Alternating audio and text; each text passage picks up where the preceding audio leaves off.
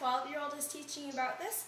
Well, my name, as I said before, is Adora, and at the age of 7, I published my first book, Flying Fingers, Master the Tools of Learning, Do the Joy of Writing, and this is my first book. It contains some of my short stories. Now, my second book, which is a little more relevant to the topic that we're going to be talking about today, is called Dancing Fingers, Selected Poems and Writing Inspirations from Two Sisters.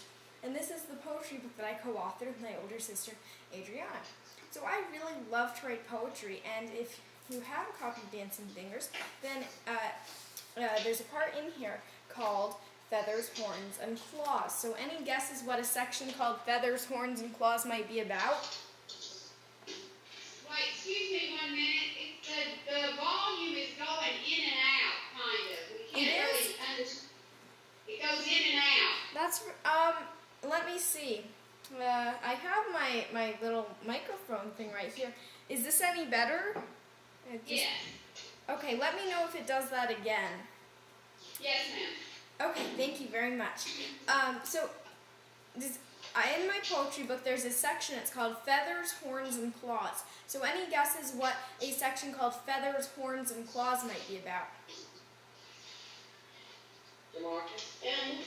Animals, exactly, very good. And that's what we're going to be learning about today. Dancing Fingers, Animal Poems 101.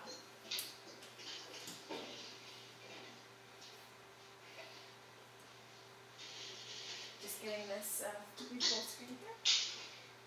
Great, so writing animal poems. Now, one of the reasons that I really like to write about animals is that there are millions of species of animals in the world, so it's going to be really hard to run out of ideas. Who wants to throw out some animals? An eagle.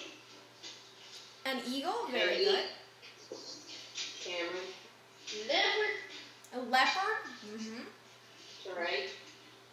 A black bear. A black bear? Yes. Bradley. A cheetah. Sorry? A cheetah. Oh, a cheetah? Yeah, definitely. So, as you can see, there are so many animals that we can just think of off the top of our head. I can think of guinea pigs, cats, dogs, hamsters, gerbils, rabbits. You can see I'm kind of thinking of lots of rodent-y animals here. But there are really millions of species of animals in the world, so it's going to be hard to run out of ideas. So here's tip number 1. Every animal you look at, remember, imagine, or see in a picture or on TV can be a source of inspiration for poetry. Anyone want to tell me what inspiration is? Javon. It gives you an idea to start. Exactly, it gives you ideas. So an inspiration will give us ideas, and animals can do exactly that. So, for instance, here's a poem that I wrote. It's called My Dog Daisy. I don't actually have a dog, but that's one of the cool things also about writing animal poems. You can imagine that you had a pet you don't have. Grandma fed the dog today. The beast went super crazy. Grandma said she fed her hay. Oh dear, my poor dog Daisy. If I had fed the dog instead, she wouldn't have gone so crazy. But Grandma fed her liquid lead and crazed my poor dog Daisy. So that is a poem about kind of this dog. It's entirely fictional, so I made it up. But it's about a dog that unfortunately went kind of crazy because it ate something it wasn't supposed to.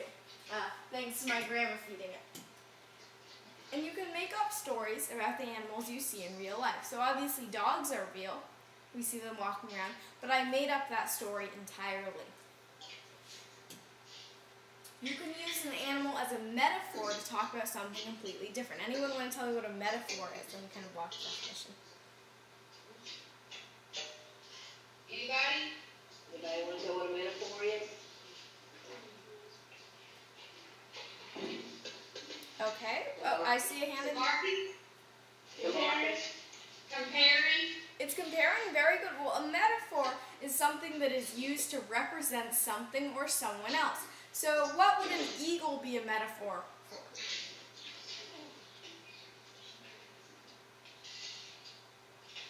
Bradley, the United States. Exactly.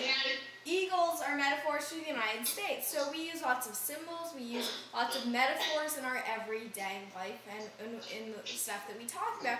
And you can use metaphors in your poetry as well. So for instance, just like an eagle represents the United States, you could use some kind of animal to talk about something completely different. So let's practice. Let's say I have a tiger. What do you think a tiger might be a metaphor for?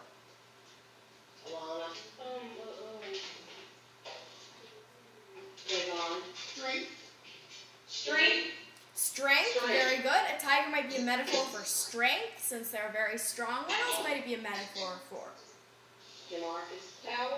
Power?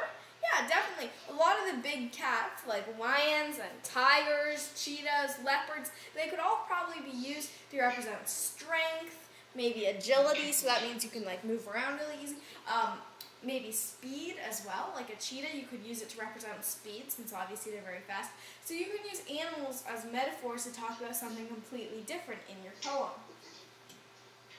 If you want to talk about something that scares you without talking about it directly, you could instead write about an animal that has the same qualities as the thing that scares you. So let's say what are people scared of here?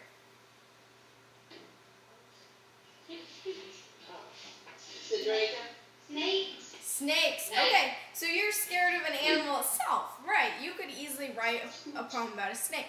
Yeah, so if you have animals that you're scared of, like mice or snakes or bears or sharks, you could write poems about those. Let's think about things that aren't animals that we're scared of. Adrian? Heights. What? Heights. Being scared of heights. Okay, so now we know that you're scared of heights, which, yeah, I can definitely agree with that one. Now, what kind of animal could you maybe use to sort of represent your fear of heights? Adrian, you have an idea for it? A bird. A bird? Maybe you could maybe kind of contrast, like looking up at the bird in the sky, maybe how you get jealous because they're not scared of heights. You could do something like that. That might be interesting.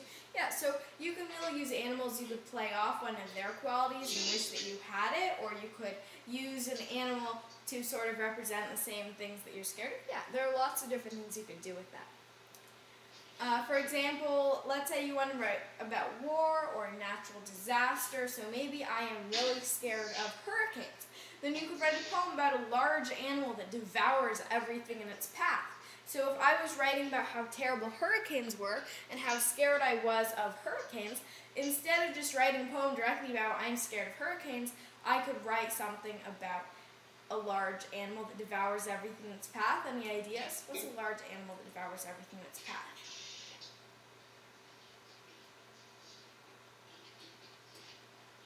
Right.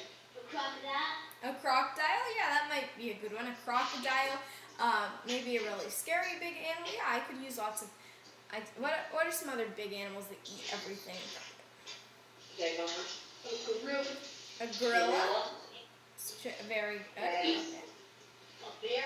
A bear. Great. So I could use any one of those to write about my being scared of hurricanes without saying that directly. That's kind of using that metaphor. And so, yeah, you can definitely put animals to great use in your poetry. And then to let readers know what you are really talking about, you could title the poem after the real thing that scares you, not the animal. So just to show you, let's say I was to write that poem about being scared of hurricanes, but, oops, I need to open up the page. Okay, so I was to write that something about being scared of hurricanes, but using an animal instead. So I might title it Hurricane. Make this a little bigger.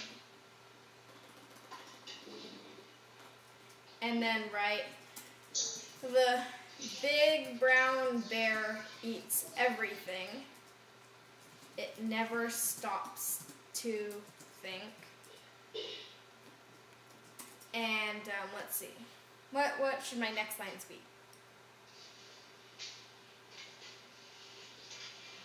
A bear wouldn't eat. A bear what? A bear wouldn't eat. It never stops to think about what it eats. So It never stops to think about what it eats. Okay, about what it eats. It never stops to think about what it eats. Let's see. Big brown bear eats everything. I just have to think about what it eats. And so we are the trying to think of something that rhymes with think. Think about what it eats. And then it leaves a very giant stink. Okay, there we go. So, so if you think about a hurricane, we're using this big brown bear to represent the hurricane. So the big brown bear eats everything and never stops to think about what it eats, and then it leaves a very giant stink.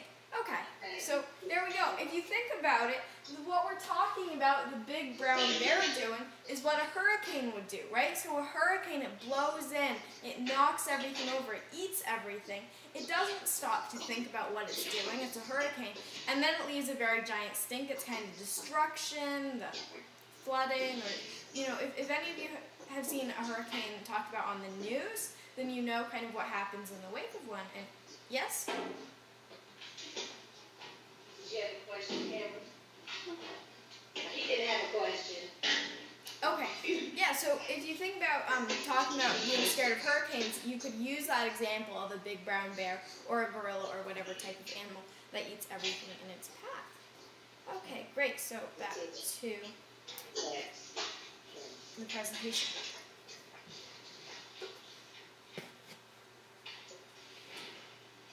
You could write a poem about your pet. Raise your hand if you have a pet. I'm seeing some raised hands. Great. Who would like to tell me about their pet? DJ?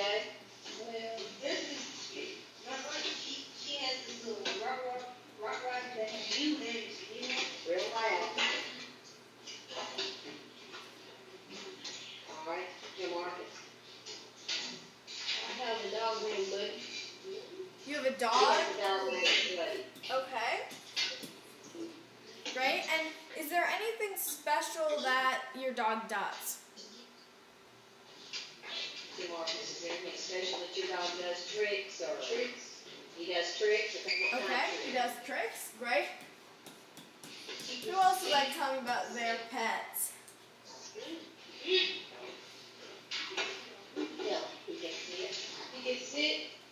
Okay. He can sit. So this is the same dog or this is a different dog? This is the same dog. Okay. He can also sit. Let's get some other kinds of pets. Alright, Montero. Trey. I have a cat and Okay, you have a cat. And what does your cat do?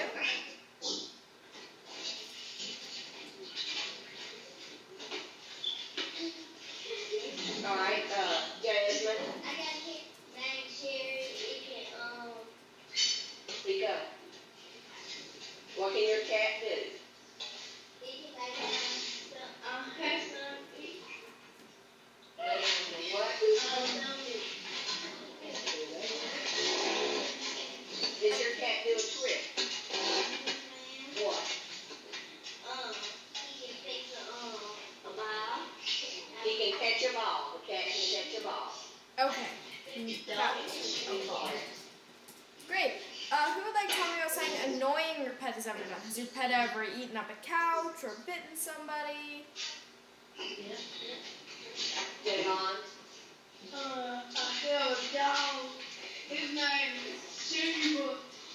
And I was at school when I was coming home. I was with my uncle. I opened the door. He ran straight past me and beat my uncle. Okay.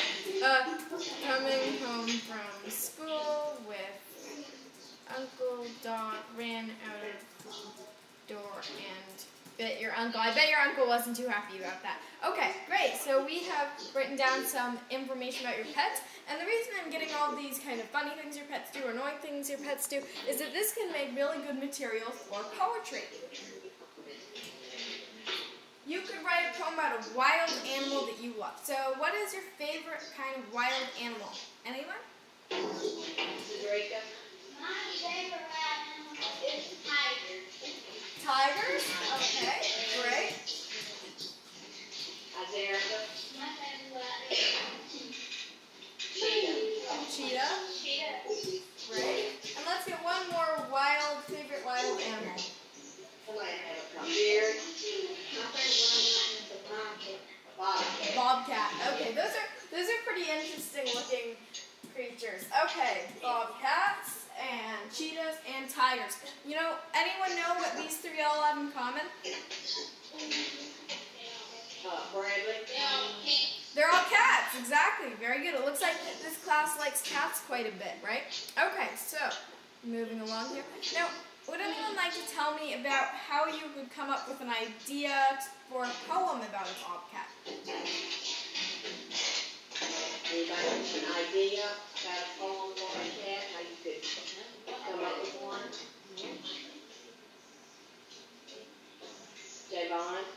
You can admire, you can, Respect. He's got an idea, he's just trying to get it out.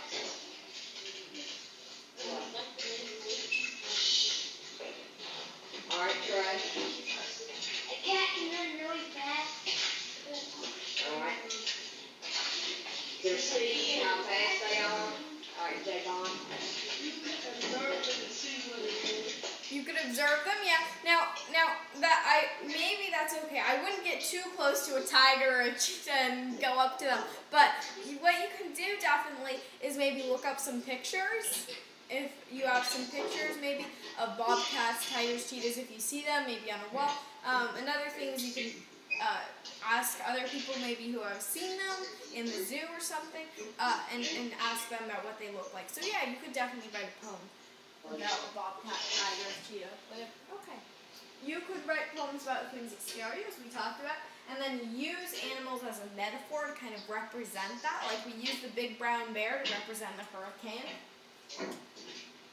And when you write about animals, you have the chance to use lots of descriptive words and action words. Why would we want to use descriptive words and action words in our poem?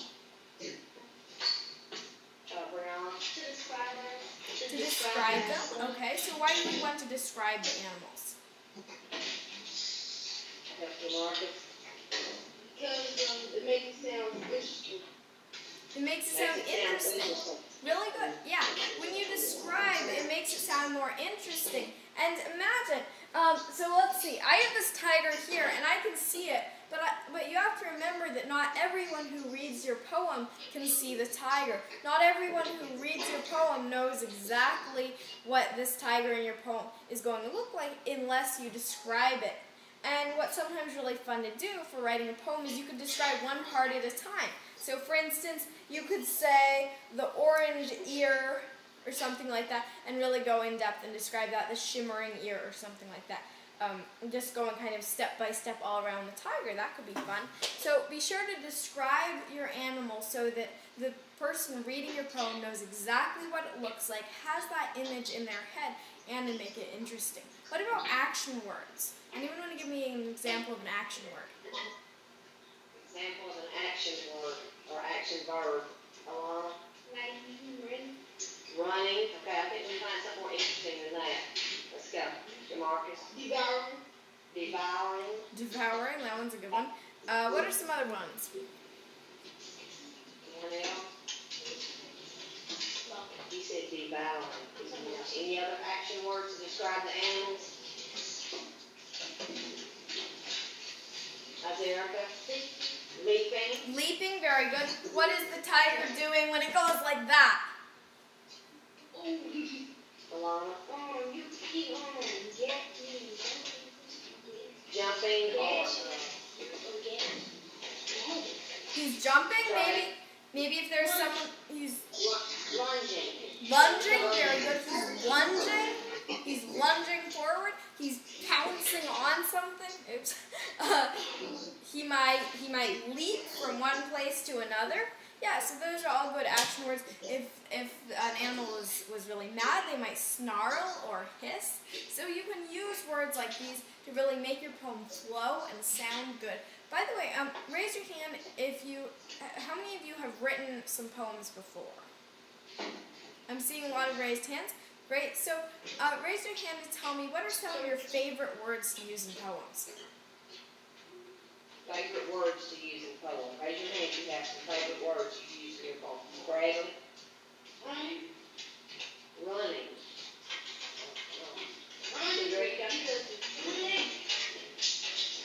Let's get some juicy words. Come on. Along. Oh, we can't hear you. Oh. Ominous. Ominous. Okay. Ominous. Very good. Any of those of you that have written some poems, what are some of the words you use? Right? What are some juicy words you use in your writings, whether it's a poem or not? Yvonne? Enormous. Enormous. Enormous. Okay, great. So when you write about animals, you have a chance to use a lot of those words. And when you want to really convey the pouncing or the leaping, you want to have the reader be able to see that in their head to really get the message of your poem across. So writing about animals really gives you a chance to do that. You could describe an animal's sleek coat, its glimmering scales, or its glowering eyes. Here's tip number 2. Try taking things one step further. Discover new words to describe your animal. First, pick an animal you want to write about. So let's think of an animal you want to write about. Any ideas? A panda. Okay, great. So here we have our topic, panda. Then you could look up the animal in an encyclopedia, a science book, or a website such as National Geographic Animals. This is what we're going to do right now. So I'm going to head over to National Geographic Animals and look up panda. They have a pretty cool little quick find thing. In Animals A to Z. So right now it's loading information of panda. Oh, odd. I'll just scroll down. Okay.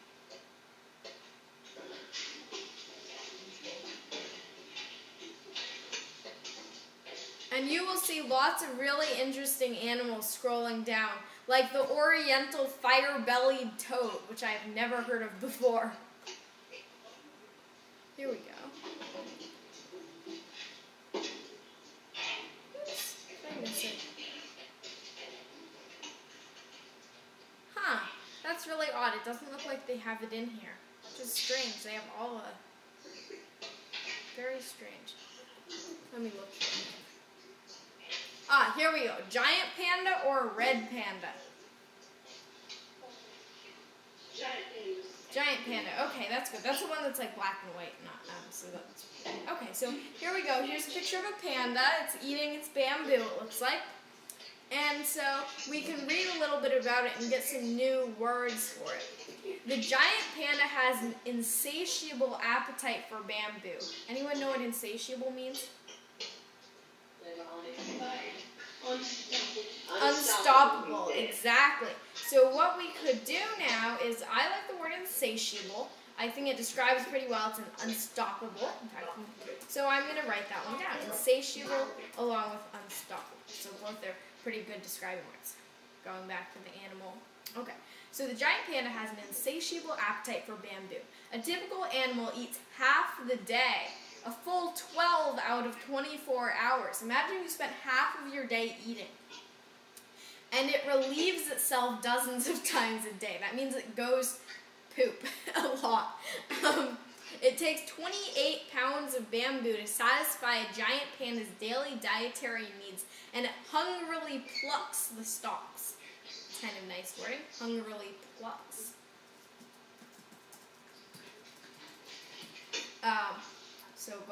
And as you read through an article about an animal that you want to write about, you can really find all these cool words. Okay, wild pandas live only in remote mountainous regions in central China. These high bamboo forests are cool and wet, just as pandas like it. Pandas are often seen eating in a relaxed sitting posture, with their hind legs stretched out before them. They may appear sedentary, but they are skilled tree climbers and efficient swimmers. Giant pandas are solitary. They have a highly developed sense of smell that males use to avoid each other and find females in the spring.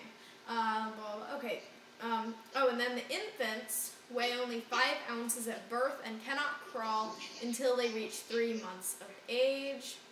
Okay, great. So we've found another good word, solitary. Solitary, and you know what that means?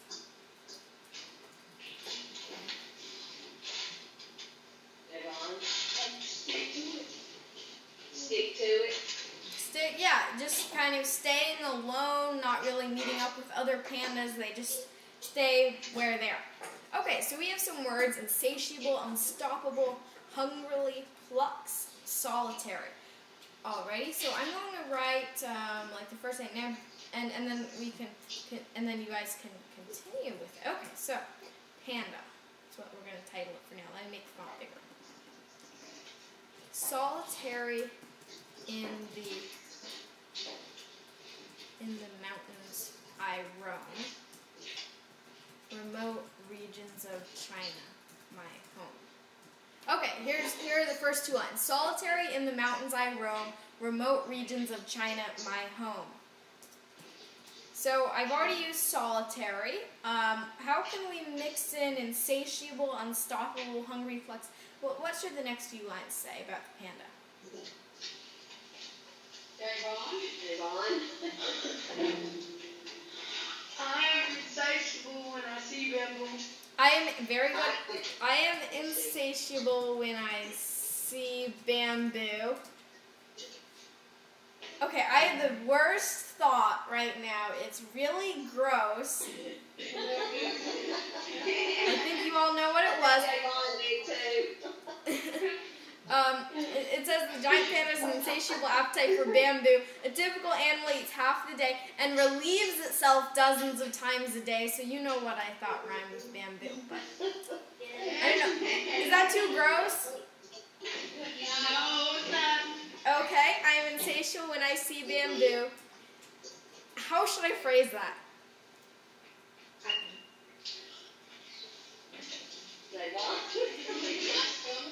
A lot of it makes me want to poop. Okay.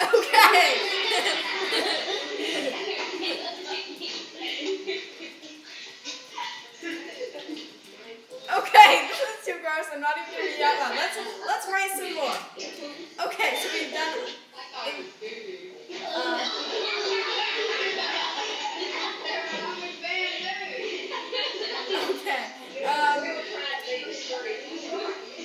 Moving along here. How are we going to? But then I'm at it. But then, But then I go to eat some more. Wow.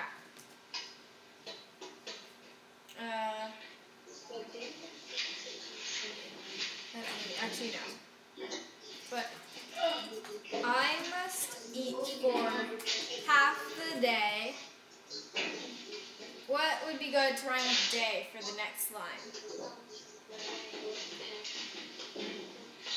Oh, I know.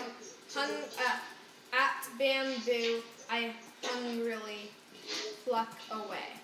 Okay, that sounds a little weird, but I must eat for half the day. At bamboo, I hungrily pluck away.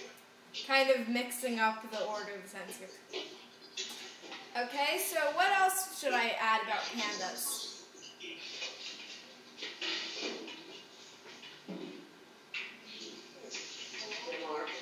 I'm also shy. Talking about the panda being so shy. Okay.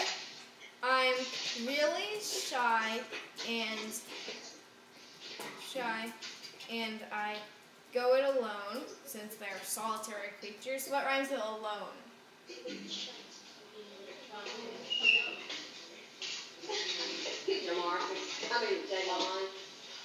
I really like that quiet tone. I really like that quiet tone. Very good. Okay, so let's see. I think we should write maybe 1 or 2 more lines. What else should we write about pandas? Anybody else have an idea? Alana? They got a white thing for it. She wants you to give her a line to put. Alright, Javon. Yes, something nice to say. Okay, forget it. Now, Martha? I really like to roam around. I really like to roam around. I really like to roam around. What rhymes with around? Next rhyme with the round. I wish there was a panda tail.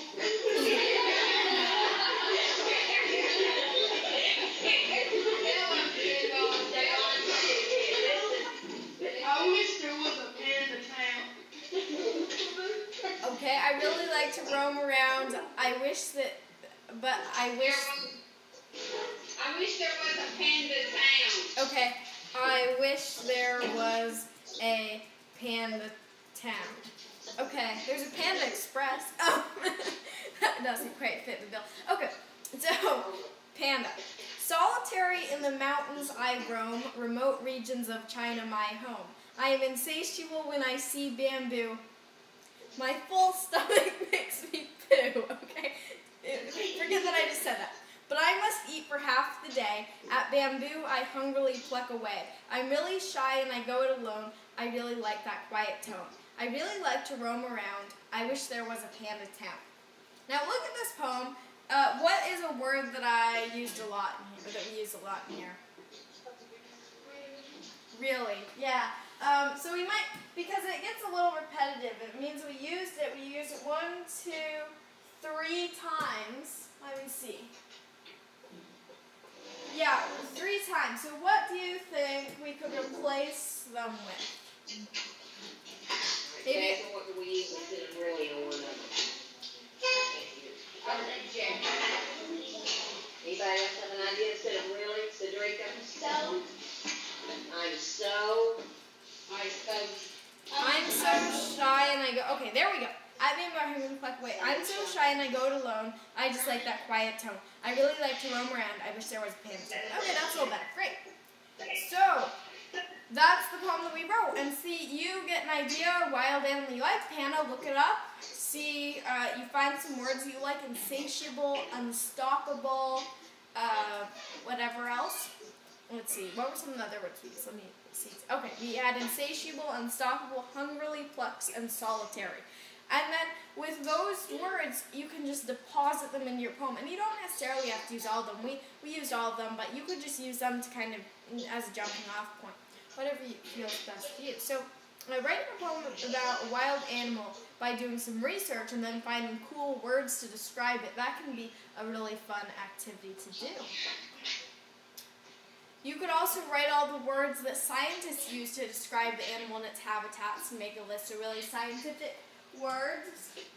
So here is activity number 1 that you could try at home. Choose an animal. Find writing about the animal in an encyclopedia or science book, magazine, or website. And write a list of words scientists use to describe the animal and its habitat. Then write a poem using some of the words. So those are a few steps that we actually kind of took. We went to National Geographic Animals, and then we read about the panda, and we took some of those words. So you can write down this activity to do at home. Look in the encyclopedia or your computer for information. Get your list of words, and then write the poem.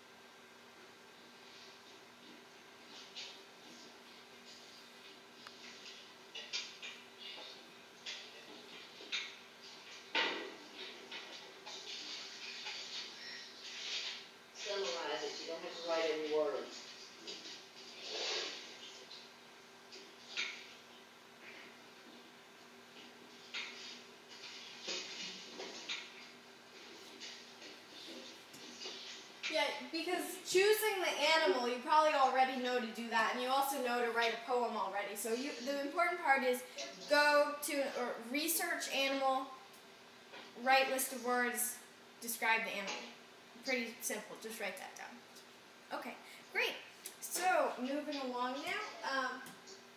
When we write poems about animals, we do get to use those exciting action words like pounce and prance, snort, and snarl. The ones we were talking about were more adjectives, more than describing words, but we can use a lot of these action words as well. So here's a poem that I wrote. It's called Wolf, and it's really dramatic, very dramatic, and I use lots of action words to kind of make it like that. So this one is called Wolf. My paws walk over earth and stone. I call the wild my only home. My teeth will break the thickest bones. I howl in the moonlight alone. My feet tap by the haunted mere. My howl the common folk can hear, and when they know that I am near, they shiver in their climbing fear. My howling run through the streets, my rush at the coward's feet, my mad desire for bloody meat, and then, in the darkness, I retreat. So that's my poem, Wolf. And it's pretty dramatic. Obviously, not all wolves behave like that. But if you look carefully for the kind of action words, so the verbs and stuff, then my teeth will break the thickest bone. I howl in the moonlight alone. My feet tap by the haunted mere. Howl, shiver, and climbing fear. So all of these words, imagine if you took out all of these words. It probably wouldn't be quite as scary or quite as dramatic. So action words can really contribute a lot to your poem. Here's tip number 3. To practice writing action words, you could try writing an animal poem that doesn't use the words is, was, or were. Now this would be really difficult, but the reason that you might want to try that is because when you use words like is, was, or were, sometimes you could be replacing that with a more interesting action word. And so practicing that is quite fun, if a little bit difficult. And here's activity number 2 that you could try. Choose an animal you want to write about and write a list of interesting action words that could be used to describe the animal. So for instance, feet tapping by the haunted mere, howling, all of those are pretty fun. So very similar to the last activity that I shared with you. More activities that are fun to try. Write a poem about your pet. Next time your pet is acting up or being annoying, just look at it and think, and write down some notes and think, maybe I could write a poem about that instead of getting annoyed at them. Write a poem about your ideal imaginary pet. Raise your hand if you don't have a pet. I see some raised hands. Yeah, for a long time I didn't have a pet either. And so my sister and I, we would just kind of have these dreams about our ideal pets. And so yeah, you can do that in your poem. Write a poem about the rampage of a formerly meek and mild animal. So an animal that's maybe suddenly just gone on a rant. Using specific action words, you could write a poem about a wild animal on the hunt. Write a poem that uses an animal as a metaphor, like we did, the big brown bear represented a hurricane. Using specific action words, write about something that scares you using an animal. You could write a poem about the way a certain animal's coat, their skin feels, or using specific action words, write a poem about the way a certain animal moves. So obviously you don't have to do all of these, but these are some fun activities that you can always try if you feel like writing an animal poem. And another thing I wanted to mention is if any of you have a copy of Dance Mirrors, or if you want one, you can go to my website, adorasweettalk.com.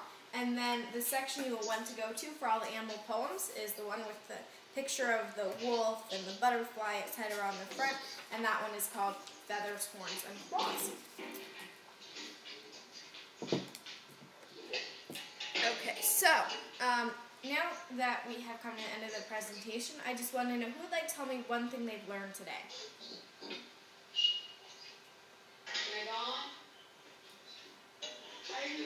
What have you learned today about writing poetry? It's not that hard. It's not that hard. Marcus, I think it works interesting. how to make it interesting. How to make it more interesting. Bradley, Now, now, how to write words without and How to look up words about the animal.